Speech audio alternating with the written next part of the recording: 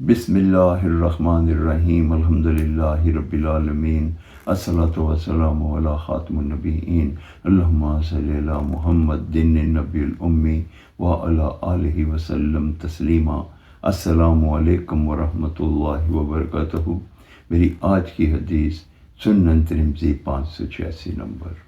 حضرت انس بن مالک رضی اللہ تعالی عنہ سے روایت ہے کہ امام المرسلین خاتم النبیین رحمت للعالمین حضرت محمد صلی اللہ علیہ وآلہ وسلم نے ارشاد فرمایا، جو نماز بعد جماعت پڑھے اور اس کے بعد اپنی جگہ پر بیٹھ کے اللہ کا ذکر کرتا رہے یہاں تک کہ سورج طلوع ہو تو 2 رکعت اشراق کی پڑھے تو اللہ تعالیٰ اسے مکمل ایک حج اور عمرے کا ثواب عطا فرمائیں گے۔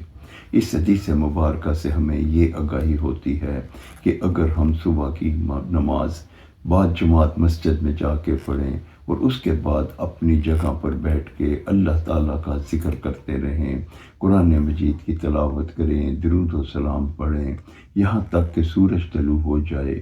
سورج طلوع ہونے کے بعد ہم 2 رکعت اشراق کی ادا کریں تو اللہ تعالیٰ ہمیں ایک مکمل حج اور عمرے کا ثواب عطا فرمائیں گے۔